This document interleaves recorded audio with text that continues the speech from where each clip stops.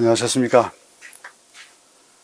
오늘은 제12과 한 알의 밀처럼 죽음이라고 하는 제목으로 함께 공부를 하시겠습니다. 영어는 밀처럼 라고 하지 않고 seed, 씨앗처럼 죽음 이렇게 되어 있습니다. 이번에 공부할 12과의 개요는 이렇습니다. 섬김을 위한 복종 1소지인데 이것은 이번에 총 제목이 죽음입니다. 이제 점점 마지막 클라이맥스를 향해서 올라가는 그런 과정에서 12과는 대단히 중요한 내용입니다. 죽음에 관한 내용입니다. 섬김을 위한 복종을 다른 말로 죽음은 복종을 의미하는 것이다. 이번엔 전부 다 죽음에 관한 것이니까 죽음과 관련해서 부제를 한번 붙여봤습니다. 그 다음에 이거는 자 복종은 하나님의 뜻이다 라고 했는데 죽음은 하나님의 뜻을 따르는 것이다. 이렇게 이 소지의 부제를 붙여봤습니다. 3소지는 기꺼이 듣고자 하는 마음이라고 했는데 죽음은 하나님의 말씀을 경청하는 것이다. 이해하기가 좀 쉬우시죠? 그 다음에 4소지는 자만심인데 자신을 의지함에 관한 것인데 죽음은 자만심을 버리는 것입니다. 이게 참 죽는 것입니다. 그리고 마지막 그 5소지는 대체물들 했는데 그냥 대체물들 하니까 저희가 이해가 좀 쉽지 않아서 죽음은 성령의 지도를 따르는 것이다. 그렇게 붙여봤습니다. 자, 그러면은 이번에 하늘의 밀처럼 혹은 씨앗처럼 죽는 경험을 하는 그리스도에 관한 얘기를 저희들이 함께 공부를 하는 것입니다. 그분의 죽음은 복종을 의미하는 것이고 그분의 죽음은 하나님의 뜻을 따르는 것이고 그분의 죽음은 하나님의 말씀을 경청하는 것입니다. 그리고 그분의 죽음은 자만심을 버리는 것이었습니다. 그분의 죽음은 성령의 지도를 따르는 것이다 라고 생각하시면은 이번 총 대지에 잘 맞는 그런 방향이라고 생각이 됩니다. 이제 기억절을 한번 보시겠습니다. 요한복음 12장 24절의 말씀입니다. 내가 진실로 너에게 이르노니 한 알의 밀이 땅에 떨어져 죽지 아니하면 한 알 그대로 있고 죽으면 많은 열매를 맺느니라. 그렇게 되어 있습니다. 저는 이 기억절을 읽으면서 조금 더 이 기억절의 의미가 그리스도의 죽음과 부합되고 있다라고 하는 것을 문단의 문장을 통해서 좀 이해할 수가 있었습니다. 지금 주님께서는 매우 심각한 얘기를 하고 계시죠. 그러면서 그분께서 말씀하시기를 하늘의 밀이 땅에 떨어져 만약 죽지 않았더라면, 이게 과거 능동태 가정법입니다. 만약 죽지 않았더라면 하늘 그대로 있고, 현재 능동태 직설법이죠. 그런데 이게 단수입니다. 죽으면 하여튼 죽는 것은 과거입니다. 과거 능동태 가정법입니다. 그래서 죽었으면 많은 열매를 맺느니라 했는데 우리가 생각할 때는 많은 열매들을 맺는 것으로 생각하고 있습니다만은 이 문장의 단어는 많은은 형용사인데 남성 대격 단수입니다. 그래서 이 많은이라고 하는 이 형용사도 단수를 수식하는 것입니다.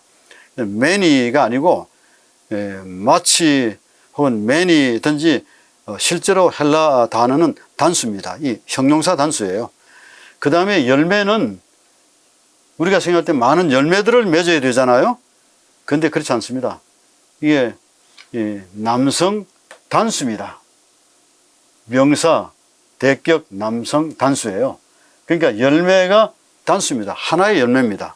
그래서 대부분의 성경은 영어로도 many 혹은 much fruit 뒤에 s를 뗐습니다. fruits가 아니고 fruit이에요. 그런데 어떤 이 말씀을 그냥 직역하면은 많은이라고 하는 말 속에는 또 큰이라고 하는 뜻도 포함되어 있습니다. 큰 열매 하나를 맺는다. 이렇게도 번역할 수 있다고 생각합니다. 그러나 현재로서는 많은 열매를 맺는 것입니다. 이 말씀의 배경을 좀 살펴보면은 이 말씀은 대단히 참 심각한 그런 상황 속에서 주어진 말씀입니다. 이제 이 요한복음에 기록된 이 특별한 말씀, 이 요한복음은 공관복음과 좀 다른 부분들이 많습니다. 공관복음은 서로 이렇게 많이 유사한 것들이 이렇게 얽혀져 있습니다만은, 그러나 요한복음은 요한복음에만 나오는 것들이 많습니다. 그 가운데 하나가 바로 이 말씀인 것입니다.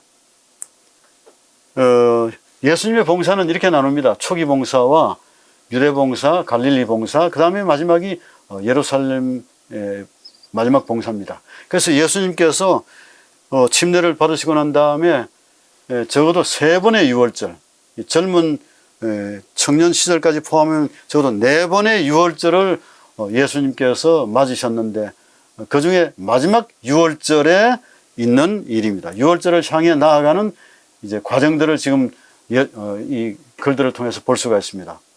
이 말씀들은 유월절이 앞에 있고 그 다음에 유월절을 향해 나아가기 때문에 이것이 순환주간입니다.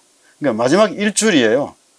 그러니까 12장의 시작은 마지막 1절은 사실은 주일 중 첫째 날, 그러니까 유월절 엿새 전이라고 했기 때문에 토요일, 안식일 저녁부터 시작해서 이제 이 마지막 주간이 시작되는 것입니다. 고난 주간은 그렇게 시작되는 것입니다. 그런데 여기에 지금 현재 이 12장에 있는 이 말씀은 유대 지도자들로부터 배척을 받는 배경 속에서 지금 주어졌습니다. 그래서 순환주간 전이라고 했는데, 그것은 이제 첫째 날이에요, 사실은. 그래서 토요일부터 시작하기 때문에 그 전날 일요일에 사실은 이 베다니에서 시몬의 집에서 잔치가 배설되고, 그 다음에 거기에 이제 모이고, 그런 후에 쭉 한 다음에 이 말씀이 화요일 날 이제 주어지고, 하늘의 미랄에 대한 것이 주어지고, 그 다음에 수요일을 잠깐 물러가셨다가 이제 최후의 만찬이 목요일입니다. 목요일 날 최후의 만찬이 있고, 그 다음에 작별의 권면이 있고, 예수님의 마지막 저녁에 다 있던 일이죠. 중보의 기도, 밤의 중보의 기도, 그 다음에 겟세마네의 어떤 사건이 있고, 그런 다음에 이제 겟세마네에서 예수님께서 정말 아주 처절한 투쟁을 벌이고 있는 사건이 있습니다. 그런 후에 잡히시고, 그 다음날 새벽에 신문을 받으시고, 그 다음에 이제 십자가에 못 박히고 장사 지내는 이런 과정, 아주 역사가 매우 빨리 돌아가고 있는 상황입니다. 이 상황 속에서 하늘의 미랄 설교는 바로 여기에 해당되겠습니다. 6월절에 해당되는 것이죠. AD 31년 화요일 저녁 사건으로 보시면 되겠습니다. 이 장면을 좀 더 비중 있게 다루기 위해서 저는 계산기를 좀 갖다 놓고 한번 두드려 봤습니다. 도대체 6월절 사건 고난주간이 각 책에서 복음서에서 차지하는 비중이 얼마나 될까? 근데 정말 다행스럽게 많은 말씀들이 기록되었지만은, 많은 사건들이 거기에 언급되어 있지만은 6월절은 대단히 비중 있는 사건으로 다뤄지고 있다고 하는 것을 확인할 수 있었습니다. 왜냐하면 인류의 구속 역사의 마지막 장면이고 마지막 순간이기 때문에 그렇습니다. 근데 그 중에서도 공관복음, 마태복음, 마가복음, 누가복음보다 요한복음이 훨씬 더 많이 다루고 있다, 비중적으로 라고 하는 것을 다시 한번 확인할 수 있게 되었습니다. 그래서 아마 저자가 다른 마태복음이나 이런 데서 택하지 않고 요한복음에서 택했고, 그 다음에 요한복음에만 있는 이 하늘의 미랄에 대한 얘기를 우리에게 이렇게 엑스포즈, 클로즈업 시킬 때, 노출시킬 때 그 의미는 우리가 일반적인 의미를 훨씬 초월하는 의미다, 이렇게 생각해 볼 수가 있겠습니다. 그래서 제가 이 마태복음 총 28장으로 되어 있는데, 이 순환주간을 다루는 것이 7장이에요. 그러니까 25%입니다. 근데 마가복음은 총 16장인데 순환주간을 5장 다루고 있으니까 31%입니다. 그럼 좀 마가복음 짧지요. 누가복음은 24장으로 되어 있는데 5장 다루니까 제일 적게 21%를 다루고 있습니다. 이렇게 이것도 상당히 많은 퍼센테이지만은 그러나 21%를 다루고 있고요. 근데 요한복음은 총 21장인데 그 중에서 8장을 다루고 있습니다. 7장, 5장, 5장 하는데 8장을 다루고 있으니까 38%를 다루고 있다. 이렇게 제가 그냥 수학적 계산으로 한번 두들겨 보았습니다. 왜냐하면 이 장면의 비중을 좀 더 강조하기 위해서 그렇게 한번 해본 것입니다. 고난주간에 많은 사건들이 있었습니다. 그 중에서 이 요한복음에만 나오는 특별한 사건이 하나 있습니다. 그건 바로 헬라 사람들을 만나게 된 것입니다. 헬라 사람들을 만난 다음에 헬라 사람의 요청에 따라서 그 다음에 말씀을 시작하신 것입니다. 이것은 마치 마태복음의 동방박사가 출연하는 것처럼 동방박사에 대한 얘기는 마태복음에만 있습니다. 근데 이 헬라인들이 마지막에 찾아왔습니다. 예수님의 탄생 때에는 동방박사들이 찾아왔지만은 예수님이 이제 순교 직전에 있을 때 정말 그 절체절명의 마지막 주간에는 헬라 사람들이 찾아온 것입니다. 성경에는 헬라인들에 대한 언급이 많습니다. 인종을 차별하거나 혹은 문화적 차별성을 가지고 있을 때 사마리아 사람이나 헬라 사람을 유다 사람과 차별했습니다. 차별받으면서도 복음을 받아들인 헬라 사람들이 얼마나 소중했는지 모릅니다. 근데 이 헬라 사람들이 며칠 찾아와서 그 다음에 이제 요청을 하게 되는 그런 장면이 있는데 그 장면을 여기에 이제 조금 더 자세하게 설명하면은 베다니 시몬 집에서 만찬이 벌어졌습니다. 일요일이죠. 그 다음에 마리아가 향유를 붓는 사건이 벌어졌습니다. 300데나리온의 값이 나가는 그 향유를 부었습니다. 그때 가룟 유다가 이것을 어찌 팔아서 가난한 자에게 주지 않고 이렇게 낭비하느냐고 질책을 했습니다. 그때 예수님께서는 바로 자신의 장례를 예비하는 행위로 받아들이면서 그 행위가 아주 숭고한 행위라고 하는 사실을 모든 사람들에게 얘기했습니다. 그때 제사장들은 이제 예수를 죽이려고 더 아주 결의를 다지게 되었고, 심지어 이 말씀 가운데 보면 나사로도 죽이려고 했습니다. 왜냐하면 나사로가 부활한 사람이기 때문에, 그리고 예수의 능력에 의해서 부활했기 때문에 나사로도 죽임으로 완전 범죄를 결의하게 된 것이죠. 그 다음에 이제 성례 입성이 있고, 일요일이죠. 성례 입성이 있고, 이 모든 것들이 이제 하루에 다 이루어지는 일입니다. 근데 이제 몇 헬라 사람들이 찾아오는 것입니다. 찾아와서 빌립에게 말했습니다. 우리들이 당신의 선생 예수를 만나기를 원한다고 그랬습니다. 그랬더니 빌립이 그것을 안드레에게 전했습니다. 안드레가 예수님께 얘기했습니다. 그 다음에 그 장면 후에 나온 것이 미랄의 설교인 것입니다. 그런데 그 사이에 인자가 영광을 얻을 때가 되었다라고 얘기했습니다. 여러분, 이 장면이 굉장히 참 심각한 그런 장면이 될 것입니다. 미랄의 죽음입니다. 도대체 미랄의 죽음은 누구의 죽음을 얘기하는 것입니까? 그건 두말할 필요도 없이 그리스도의 죽음을 얘기하는 것입니다. 여기 핵심 단어를 통해서도 이것이 그리스도의 죽음이라고 하는 사실을 이해할 수가 있습니다. 만약에서 우리가 죽는다든지 우리가 겸손해져서 많은 열매를 맺는 그런 선교적 결실을 거두는 그런 배경을 가지고 있다고 생각하시면 그것은 잘못된 것입니다. 여기 핵심 단어 밀, 사실은 이 계절적으로 볼 때 이때는 밀의 수확기가 아니에요. 이때는 보리입니다. 6월절은 보리 수확하고 보리의 첫 단을 드립니다. 그 다음에 오순절 50일이, 그로부터 50일이 지난 다음에는 밀을 수확하는 것입니다. 그런데 밀에 대한 얘기를 한 것입니다. 밀 씨앗에 대한 얘기를 했어요. 그래서 여기 시토스라고 하는 이것은 씨앗입니다. 시토스. 밀 씨앗이라고 번역하지만 그냥 씨앗이에요. 씨앗의 코코스 알갱입니다. 이건 하나의 단수입니다. 한 알갱입니다. 한 알갱이가 떨어지는 것이지 농부들이 한 알갱이를 떨어뜨리는 게 아니죠. 많은 알갱이들을 흩어서 뿌리지 않습니까? 이게 씨 뿌리는 비유에서는 많은 씨앗들을 뿌려서 어떤 씨는 길밭에, 어떤 씨는 돌짝밭에, 어떤 씨는 옥토에 떨어지지만 이 씨는 다른 목적으로 사용된 그런 말씀이 되겠습니다. 밀 한 알입니다. 그래서 이것을 RSV에서는 표준 영어 성경에서는 grain of wheat, 밀 씨앗이라고 그랬습니다. 밀 한 알이라고 그랬습니다. 그 다음에 NIV, New International Version에서는 신국제어역이죠. 여기서는 씨앗이라고 했습니다. 씨앗 하나, 싱글, 씨앗이, 씨드에. 한 알의 씨앗입니다.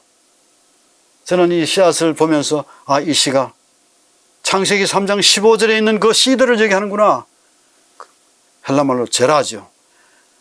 그 제라를 얘기하는구나 라고 하는 것을 이렇게 반추해 볼 수 있지만은 금방 이렇게 하면은 그것을 반추하기 쉽지 않습니다. 그러나 자세히 이 문단을 보시면은 이것은 그리스도를 얘기하는 하늘의 씨앗임을 확인할 수 있습니다. 그 다음에 죽음도 마찬가지입니다. 근데 언제나 죽음은 여기에 있어서 과거 과정법을 씁니다. 이게 단수입니다. 죽음. 사실은 이 씨앗이 죽는 게 아니죠. 들어가서 거기서 아주 적응하는 것입니다. 영양분을 흡수하고 물을 흡수하고 그런 다음에 서서히 생명체가 살아나도록 하는 것입니다. 그것을 죽는다고 하는 어떤 것으로 이게 막 강한 표현이라고 저는 말씀드리고 싶습니다. 아주 강한 표현이죠. 그래서 열매를 맺습니다. 열매는 이 카르포스 단수입니다.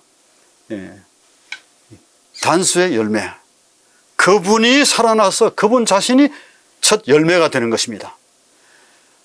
이것을 볼 때 이 단어는 틀림없이, 이 문장은 틀림없이 그리스도의 죽으심을 염두에 두고 하신 말씀이다 라고 하는 것에 대해서는 아마 두말할 여지가 없다 이렇게 생각이 됩니다. 여기 이렇게 말했습니다. 시대소망 622쪽에 그리스도께서 영광을 얻으실 때가 이르렀다. 그분은 십자가의 그늘 아래에서 계셨으며 헬라인들의 질문은 그가 곧 드러내시려는 희생을 통하여 많은 인간 자녀들이 하나님께 인도되리라는 것을 그에게 보여주었다. 그리스도에 대해서 물었습니다. 당신은 도대체 누구십니까? 그리고 우리는 어떻게 해야 합니까? 이런 많은 질문들을 했을 때 그리스도의 죽음에 대해서 얘기한 것입니다. 자, 그러면 1소지에서 저희가 이런 배경에서 이제 1소지를 다루는 것입니다. 그러니까 이제 죽음이 주제죠. 죽음은 복종이라고 하는 것입니다. 복종은 죽는 것입니다. 여기 빌립보 2장을 바로 언급했습니다. 이 저자는 다른 말씀을 가져오지 않고 요한복음 12장의 얘기를 설명하기 위해서 빌립보 2장을 가져오는 것은 매우 성경적 해석에 있어서 재림교회가 추구하고 있는 성경이 성경을 해석한다 라고 하는 그 원리에 아주 맞다고 저는 생각해요. 이건 바로 직접적으로 그리스도를 얘기하는 것 아니겠습니까? 너희 안에 이 마음을 품으라. 곧 그리스도 예수의 마음이니 그는 근본 하나님의 본체이시나 하나님과 동등됨을 취할 것으로 여기지 아니하시고 오히려 자기를 비워 종의 형체를 가지사 사람들과 같이 되셨고 사람의 모양으로 나타나사 자기를 낮추시고 죽기까지 복종하셨으니 곧 십자가에 죽으심이라. 이러므로 하나님이 그를 지극히 높여 모든 이름 위에 뛰어난 이름을 주셨다고 말씀하셨습니다. 예수의 마음은 복종하는 마음입니다. 하나님의 구속의 계획에 절대적으로 지지를 보내고 그리고 그 구속의 계획을 통해서 반드시 인류를 해방시키고자 하는 하나님의 뜻이 결연했다고 하는 사실을 우리가 확인할 수 있습니다. 이게 바로 그리스도의 마음입니다. 그리스도의 마음은 신권을 포기한 겸손이고 신형을 포기한 그의 사람의 모습이고 그리고 더 나아가서 십자가를 지신 죽음의 모습입니다. 그리스도의 죽음이 인류의 죽음의 가장 중요한 원형이 되겠습니다. 빌립보서는 여러분이 잘 아십니다만은 빌립보서의 얘기를 더 이상 지난번에도 얘기를 했습니다만은 이 빌립보는 사실은 이 사도 바울에게 아주 중요하게 추억으로 남아있는 그런 교회고 신자들입니다. 정말 그들을 뜨겁게 사랑했습니다. 그들이 어려울 때 도와주었습니다. 2차 여행 때 그곳에서 박해를 받아서 아주 어려움이 있을 때 데살로니가로 고린도로 이렇게 피했을 때 그 자금도 도와주고 그리고 로마 감옥에 갇혀 있을 때 사람도 보내고 이렇게 해서 사실은 사도 바울을 지극히 사랑하고 존중하고 존경했던 그런 교인들입니다. 그래서 그에게는 빌립보에 대한 추억이 아련히 남아있다고 생각이 듭니다. 아마도 가장 진한 추억은 두아디라 자주장사 루디아의 가족들을 회심시킨 일이고 그리고 귀신 들린 여종을 고치다가 심한 매를 맞고 그 다음에 감옥 속에 들어가서 거기에서 찬미하고 노래하고 노래하고 기도해서 풀려난 이야기. 이 굉장히 참 죽음의 그 추억 아니겠습니까? 그런 다음에 거기에서 투옥의 열매로 간수의 가족들이 그리스도인이 된 이 이야기. 이건 잊을 수가 없습니다. 그래서 그들에게 줄 수 있는 가장 높은 권면이 무엇인가? 그 권면은 틀림없이 그리스도 자신에 관한 얘기입니다. 그리스도 자신에 관한 얘기를 빌립보 2장에서처럼 이렇게 생생하게 이렇게 기록한 그런 편지가 없습니다. 그런데 사도 바울은 빌립보에 이러한 편지를 보낸 것입니다. 빌립보서가 가지고 있는 가치는 이렇습니다. 이것이 요한복음 12장에 있는 얘기와 너무나도 밀접한 관계를 맺고 있다고 생각이 드는 것입니다. 빌립보 1장을 열면서부터 사도 바울은 빌립보 교인들이 자랑스럽다는 것입니다. 그 믿음이 대견하다. 그리고 나는 너희들을 잊지 않는다. 정말 너희들을 사랑한다. 그래서 정말 기쁘다. 하나님께 감사한다. 이런 얘기들로 가득 차 있습니다. 그런 다음에 이제 그 중간에 그래서 이 1장 1절에서 11절과 그 다음에 4장 4절에서 20절 이 기쁨의 날개, 감사의 날개를 달고 그 감사의 날개를 달 수 있었던 중요한 이유가 바로 중간입니다. 카이스틱 스트럭처를 이렇게 평형으로 좀 그려놨는데 교차 대구형을 제일 중요한 것은 빌립보 2장입니다. 2장 5절에서 9절입니다. 그것은 그리스도의 겸손입니다. 이 겸손은 다른 말로 그리스도의 죽음이에요. 우리가 이것을 우리의 생애 가운데 적용하면 정말 겸손해진다고 하는 것은 죽기보다 싫은 우리의 모습 아니겠습니까? 그런데 주님께서는 하나님의 본체이셨지만 종의 형체를 취하심으로 낮아지셨습니다. 하늘에서 뚝 떨어져 내려오신 것입니다.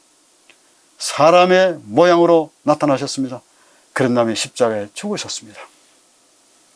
이것은 자신을 비운 결과입니다. 자신을 낮추었기 때문에 이것이 가능한 것입니다. 죽기까지 복종하셨기 때문에 십자가가 가능한 것입니다. 그리스도의 십자가는 우리를 위한 고난의 짐을 그분이 지시고 돌아가심으로 우리를 죄에서 구원하고 우리에게 희망을 주신 것은 그분의 겸손 때문에 그렇습니다. 그러므로 죽음은 참으로 소중한 기별이 되겠습니다. 근데 중요한 것은 이 사도 바울의 얘기 가운데서 계속해서 강조하고 있는 것이 죽음인데, 여러분 이 소식 가운데 보면 좀 색다른 얘기가 나옵니다. 선 죽음 후 하나님의 뜻이라고 하는 것입니다. 여기 dying comes before knowing God's will입니다. 하나님의 뜻을 알기 전에 죽음이 온다고 하는 것입니다. 이 말이 무슨 말입니까? 그냥 선 죽음 후 하나님의 뜻입니다. 아까도 말씀을 드렸습니다만은 이 죽는다고 하는 말은 전부 다 과거로 기록되어 있습니다. 여기 제가 잠깐 보여드리겠습니다만, 여기에 하나님의 본체에 있었는데 이게 쭉 한 다음에 자기를 낮추시고 죽기까지 복종하셨다고 하셨는데, 이것은 과거 능동태입니다. 자기를 비운 것은 지금 비우고 계신 것이 아니에요. 오히려 자기를 비워 과거 능동태 직설법입니다. 내가 직접 내 스스로 이것을 비운 것입니다. 그러므로 죽음은 언제나 모든 것 앞에 온다고 하는 사실을 얘기하고 있습니다. 그래서 선 죽음 후 논리를 바울이 제시하고 있는데, 이것이 성경적으로 또 경험적으로 합당하다고 말씀을 드릴 수가 있겠습니다. 여기에 그러므로 형제들아, 내가 하나님의 모든 자비하심으로 너희를 구원하노니 너희 몸을 하나님이 기뻐하시는 거룩한 산 제물로 드리라. 근데 산 제물로 드리라 하면 우리는 이것을 미래나 현재로 생각할 수 있지만은 이거는 과거 능동태의 부정사입니다. 그러니까 과거에 벌써 이 일이 시작되어서 우리가 산 제물로 하나님께 드린 것입니다. 이것은 그리스도의 죽음이 이미 과거에 있었던 것에 기반을 두고 얘기하고 있는 것입니다. 이건 대단히 중요한 것입니다. 먼저 죽어야 하는 것입니다. 우리가 겸손해지고 낮아지고 자신을 비우지 않고는 어떤 것도 쌓을 수가 없다고 하는 것입니다. 우리가 하나님께서 말씀하신 말씀의 명령을 존중하고 순종하는 것도 그 전에 먼저 죽는 경험이 필요하다라고 하는 것입니다. 그래서 이 선 죽음, 1절은 죽음입니다. 그 다음에 2절은 너희는 이 세대를 본받지 말고, 이건 현재 중간태 명령형이에요. 이 세대를 본받지 말라. 이건 지금 현재 명령하고 계신 것입니다. 이미 제물로 드려진 것은 과거예요. 그런데 오직 마음을 새롭게 함으로 변화를 받아. 이것도 현재 명령형입니다. 하나님의 선하시고 기뻐하시고 온전한 뜻이 무엇인지 분별하도록 하라. 이것도 현재 능동태 부정사인 것입니다. 분별하도록 하라. 이게 다 명령인데 이 명령은 현재 하고 있습니다. 그런데 하나님께서는 과거에 있었던 일, 죽음이 먼저 있었다고 하는 사실을 얘기하고 있습니다. 이 사실을 이 로마서의 구조 가운데서도 확인할 수 있습니다. 선 죽음, 후 구원이라고 하는 것, 하나님의 뜻을 안다고 하는 것입니다. 자, 그러면은 로마서는 16장으로 되어 있습니다만은 11장까지가 전부 다 교리에 관한 것입니다.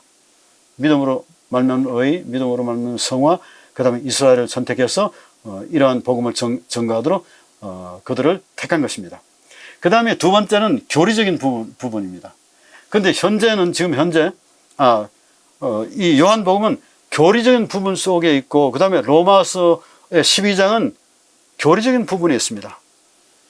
이 저자가 빌립보서 2장과 로마서 12장과 요한복음 12장을 함께 이렇게 묶어서 강조하려고 하는 것은 무엇인가 하면 먼저 그리스도인으로서의 자아 희생이 없이는 이 뒤에 어떤 것도 있을 수 없다고 하는 것입니다. 그러니까 그리스도의 죽으심이 없이는 우리가 어떤 그리스도인 미덕도 쌓을 수가 없다고 하는 것이죠. 그래서 이 구절을 보시면은 12장 1절과 2절에서 자아 희생이 나옵니다. 산 제물로 드리라고 그랬습니다. 그런데 이것은 과거 능동태라고 말씀을 드렸죠. 그런데 이제 12장 3절로부터 교회의 구성원인 그리스도인이 어떻게 살아야 되는가를 얘기하고 있습니다. 이웃에 대해서 어떻게 해야 되고, 그 다음에 국가의 지도자들을 어떻게 존중하고, 왜냐하면 하나님께서 임명했기 때문에 그렇다고 하는 것입니다. 그 다음에 그리스도인이 지고 있는 유일한 빛은 사랑이라는 사실을 얘기하고 있습니다. 그런 다음에 재림이 가깝다고 얘기하고, 그 다음에 그리스도인에게 관용이 필요하다라고 하는 것들을 얘기하는데, 이 모든 행위는 실전적 상황은 먼저 죽어야만 가능하다라고 하는 것을 얘기하고 있습니다. 저는 이 얘기를 우리 김기곤 목사님이 쓰신 신약 배경의 구조가 참 잘 되어 있다고 생각이 들어요. 그래서 제가 그 부분을, 이게 일맥상통합니다만은 그는 이렇게 나눴어요. 죄인의 처지가 얼마나 절망적인가 쭉 얘기하면 난다는데, 교리를 얘기하고, 그 다음에 어떻게 구원을 받는가 후반부를 얘기하고, 그 다음에 왜 유대인들은 그 확실한 구원을 받지 못했나 11장까지입니다. 여기까지가 지금 전반부 교리 해설 부분이죠. 그 다음에 뒤에 질문을 하라기를, 이제 구원을 받은 사람은, 그러니까 이제 구원을 받았다고 하는 말은 그리스도께서 먼저 죽으셨다고 하는 것이죠. 우리가 우리 자신을 먼저 낮췄다고 하는 것입니다. 그런 다음에 우리가 어떻게 사느냐라고 이렇게 질문을 했기 때문에 이 질문에 대한 답을 여기서 찾을 수가 있다, 이렇게 생각해 볼 때 잘 나누었다고 생각이 드는 것입니다. 이 저자가 특별한 한 분을 소개했습니다. 이러한 죽음에 관한 한 모델로 말이에요. 인간 모델로, 그리스도 모델이 아니라 사람의 실천적 모습 속에서 참 존중받을 만한 한 분을 소개했는데, 엘리자베스 엘리엇이라고 하는 분입니다. 이분은 짐 엘리엇의 부인이에요. 그런데 이 짐 엘리엇이라고 하는 분이 이 엘살바도르라고 하는 그 남미에 선교사로 갔다가 그만 거기 원주민에게 살해당했습니다. 5명이 같이 갔는데 휘턴 대학 출신들인데 선교 활동을 갔다가 원주민에게 에콰도르입니다. 에콰도르에 갔다가 살해당했습니다. 그런데 그 이후에 이 소식을 듣고 이 부인인 엘리자베스 엘리엇이 자기가 간호학을 좀 공부한 다음에 1년 후에 남편이 죽었던 그곳에 가게 된 것입니다. 그런 후에 가서 그곳에 자기의 남편을 죽였던 원주민들이 있는 곳에 가서 복음을 전거하여 남편을 죽였던 그 당사자를 회심시켜서 목사로 만든 기적적인 얘기가 기록되어 있습니다. 그러면서 그는 후에 이렇게 기록했습니다. 우리의 마음의 가장 깊은 바람, 뭘 포기할 때, 우리가 최고로 원했던 것을 포기할 때, 이 서렌더, 순종이죠. 항복하는 것입니다. 포기할 때 우리는 비로소 십자가를 이해하게 될 것이다. 얼마나 놀라운 얘기입니까? 물론 우리 자신이 십자가에 달리는 경험은 주님의 고난에 비할 바가 되지 못하지만, 그분의 고난에 참여하는 것은 고난에 참여하는 것입니다. 이게 펠로십입니다. 동참하는 것입니다. 동참하는 것은 우리로 하여금 그분을 알아가기 시작할 수 있는 기회를 제공한다는 것입니다. 우리가 그분의 죽음에 동참한다고 말은 하지만은, 그리고 신앙의 핵심으로 부각시키고 논리적으로 제시하지만은 실제로 실천적으로 이것을 실현하는 것은 매우 어려운 것입니다.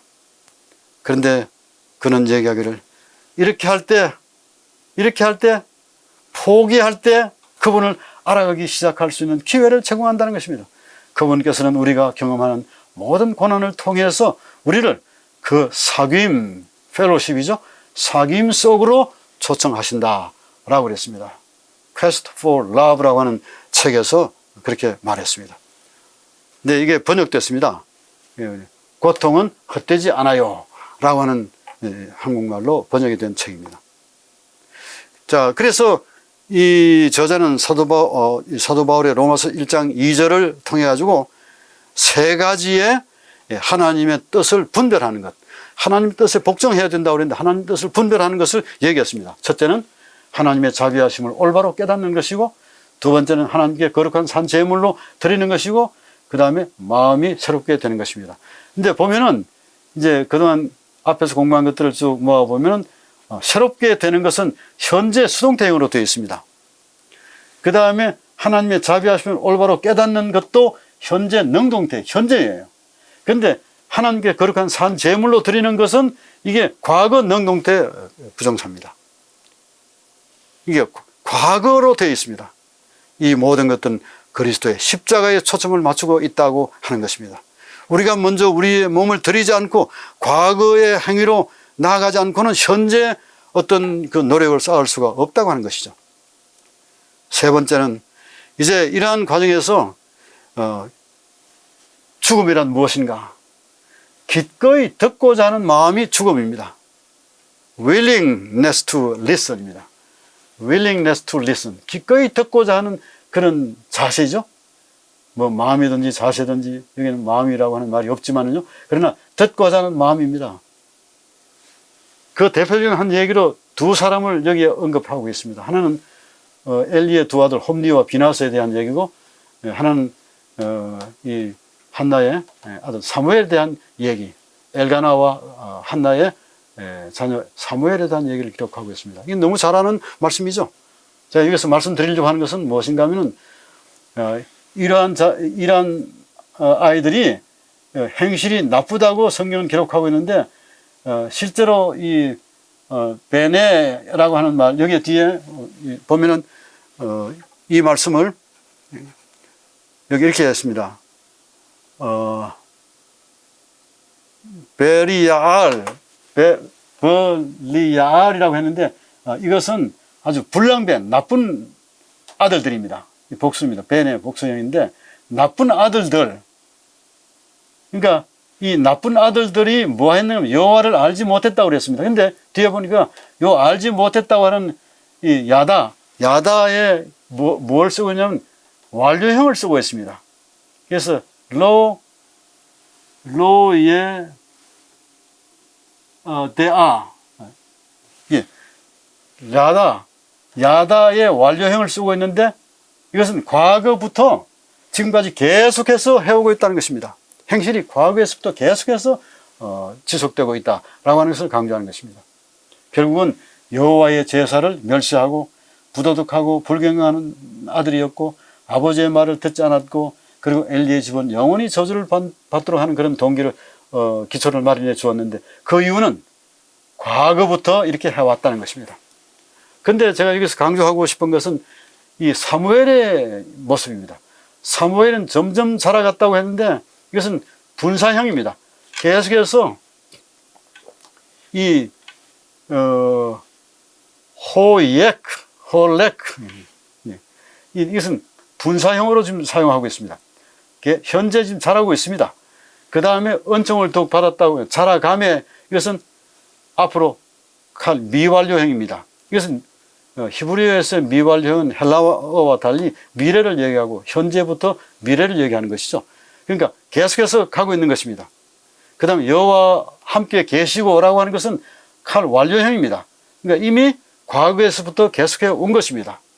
그의 말이 하나도 땅에 떨어지지 않았다고 그랬습니다. 이건 더 강조 히필형을 쓰고 있는데 이게 완료형이에요. 과거입니다. 그러니까 과거, 현재, 미래가 연속적으로 계속해서 듣고자 하는 그런 자세로 살아왔다고 하는 것입니다. 그래서 결국은 순종이 제사보다 낫고 듣는 것이 수양의 기름보다 낫다고 그랬습니다. 이게 순종, 이 샤메아라고 하는 말은 똑같이 듣는 것, 이게 카샤브라고 하는 말과 같은 동의어입니다. 이것을 영어로는 코기네이트 텀이라고 하는데 동적 용어입니다. 같은 목적을 위해서 사용되는 그런 단어가 되겠습니다. 순종이나 듣는 것은 같은 말이죠. 반복하는 것입니다. 사무엘의 사명은 이렇습니다. 사무엘을 여기서 부각시킨 것은 죄악이 난무하는 중에도 사무엘은 하나님께 충실하였으므로 그가 지극히 높으신 하나님의 선지자로서 엘리의 집에 정죄의 기별을 전달할 사명을 받았다. 쭉 한 다음에 여호와께서는 백발 노인인 당시에 택하신 종을 버리시고 한 아이로 더불어 교통하셨다고 그랬습니다. 이 일 자체가 엘리야와 그 집에는 혹독한 것이 되었습니다. 이건 하나의 아주 심판이 되었습니다. 부조와 선지자 581쪽에 있는 말씀이죠. 이 찰스 스탠이라고 하는 이 아틀란타의 제1침례교회 목사입니다. 미국의 목사라고 하는 타이틀을 가지고 있는 유명한 목사님입니다. 그는 이렇게 말했습니다. 우리가 순종하려면 어디에 들어가야 된다고요? 충분히 중립적이 되어야 된다. 성령의 음성을 들을 수 있는 중립적인 상황에 들어가야 된다고 하는데 그 중립적인 뉴트럴 이너프, 뉴트럴 코너에 들어가라는 것입니다. 여기 이렇게 말했습니다. 이 반응을 그분은 반응을 기대하며 말씀하시는데 그분은 우리의 주의를 뺏어가는 큰 방해물들에 우리의 생각 속에 있을 때 그와는 반대되는 바른 것을 제시하는 것이 오히려 시간 낭비임을 아십니다. 그래서 주님께서는 이러한 경우에 자주 침묵하십니다. 하나님이 침묵하시는 것은 하나님 자신이 우리로 하여금 중립적인 상황 속에 같이 들어가자고 하는 것입니다. 세미한 음성을 들을 수 있도록 하기 위해서죠. 그래서 shifting into 뉴트럴로 들어가도록 만드는 것입니다. 그렇게 하면은 마침내 음성을 듣고 순종하게 된다고 하는 얘기를 했습니다. 그래서 이분이 제시한 얘기 가운데 뉴트럴로 들어가라, 뉴트럴 이너프라고 하는 단어는 대단히 중요한 용어로 남아 있습니다. 그 다음 네 번째 소지에 있어서 지난 11과에서 잠깐 말씀을 드렸습니다만 같은 것을 냈습니다. 사울과 다윗의 차이가 뭐냐 할 때 지금 현재 다윗의 모습과 사울의 모습을 한번 비교해 보십시오. 그러면은 가장 중요한 것은 사울은 여전히 자만심, 그 다음에 자기 자신을 높이려고 하는 그런 의지와 모습이 여러 말씀들 가운데서 보입니다. 그러나 다윗은 무릎을 꿇고 겸손한 자세로 주님께 셀프 릴라이언스입니다. 자만심을 버릴 것입니다. 자기를 버리는 것입니다. 셀프 릴라이언스나 혹은 셀프 디나잉 하는 것이죠. 자기를 부인하는 것입니다. 자신을 의지하는 것을 버릴 때 이것이 곧 죽음이라고 하는 것입니다. 사울의 자만심 과정의 결과를 이렇게 좀 도표로 설명해 볼 수가 있겠습니다. 이제 상당히 어려운 상황이 대두됐습니다. 블레셋이 오고 그 다음에 주변 나라들이 정말 이 사울을 치려고 할 때 사울에게는 정말 아무것도 없는 그런 절체절명의 상황 가운데 빠지게 되었습니다. 그때라도 그는 기다림이 필요했고 자기를 낮추어 주님께 기도할 필요가 있었는데 그는 이렇게 말했습니다. 내가 지금 상황을 보아서 이 상황이 정말 백성이 흩어지고 사무엘 선지자는 도착하지 않고 블레셋은 가까운 믹마스에 집결했습니다. 정말 이 상황이 얼마나 심각한 상황입니까? 근데 상황을 본 것은 잘못이 아니다는 것입니다. 노 미스테이크예요. 그 다음에 두 번째, 블레셋이 길갈로 오고 있고 여호와의 은혜를 간구하지 못하고 있다. 그래서 나는 백성들에게 말했습니다. 말한 것은 잘못이 아닙니다. 그런데 무엇이 잘못인가?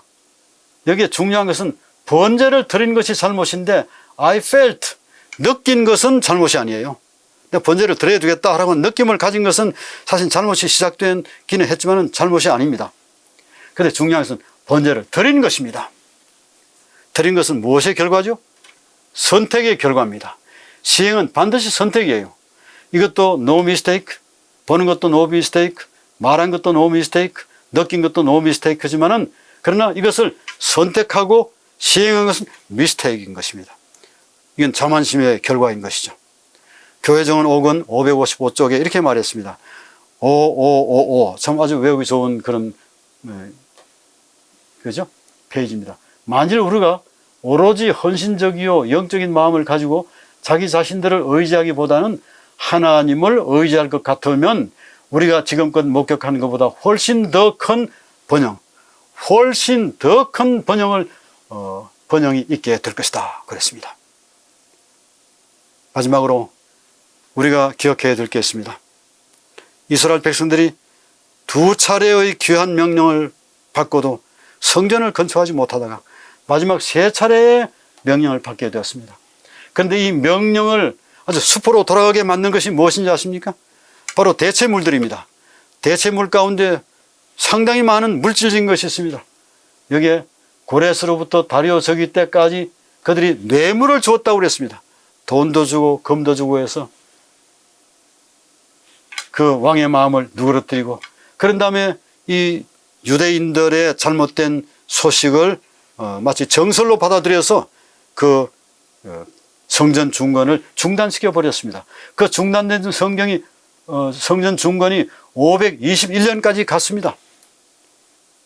그런데 드디어 이제 성전이 중건하게 되었습니다만 3차 명령을 통해서 중요했던 것은 이렇게 늦어진 중요한 것은 고레스로부터 다리오 저기 때까지 뇌물을 주었고 물질적인 번영으로 지체되었고 영적인 번영은 하나의 조건적이었다라고 하는 사실. 영적인 번영은 반드시 물질적인 번영을 뛰어넘는 그런 대체물들을 멀리하고 하나님께 자신을 바치는 그런 일이 필요했다고 하는 것입니다. 이제 저는 마지막으로 이 스가랴에 대한 얘기를 좀 말씀을 드리고 마치려고 생각합니다. 스가랴서는 대단히 중요한 기별을 우리에게 담고 있습니다. 이스라엘 백성들이 회복의 약속을 받고 그 다음 죄에 대한 책망에 대한 호소가 있고 쭉 한 다음에 그러나 이 과정에서 제일 중요한 것 중 하나가 1장 7절에서 6장 8절까지 있는 8가지 이상입니다. 8가지 이상을 중에서 4번째와 5번째 이상을 여기서 소개했습니다. 저자는 바로 여호수아를 대적하는 사단에 대한 얘기고 그 다음에 금등대와 두 감람나무에 대한 얘기를 기록했습니다. 여호수아의 더러운 옷을 벗겨라고 하나님께서 말씀하셨습니다. 사단은 정죄했지만 그러나 그 더러운 옷을 벗기고 하나님께서 흰옷을 입혀주셨습니다. 이것은 전적으로 여호와의 구원의 능력을 의지하는 여호수아에게 입혀준 하나님의 은혜의 옷이 되겠습니다. 그 다음에 두 등대와 감람나무는 말씀을 통해서 성령의 기름이 부어지는 것이죠. 두 감람나무는 성경을 얘기하는 것입니다. 하나님의 말씀을 떠나서는 우리가 어떤 것으로도 승리할 수가 없습니다.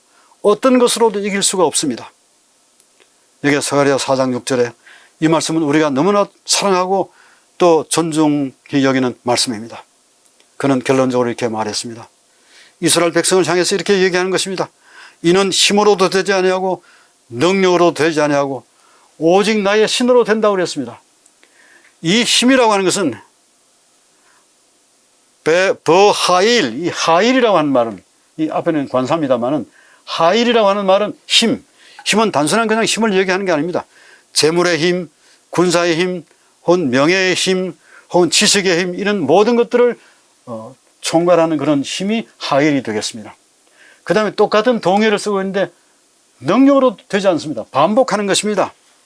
여기에 코아흐라고 하는 코아흐 이거는 앞에 관사입니다만 이게 이 능력입니다. 능력도 똑같습니다. 파워나 에너지나 이 모든 것들이 전부 다 물질적인 것이 될 수가 있습니다. 그러나 결국은 뭐라고요? 나의 이 관사가 되겠죠? 루아흐입니다.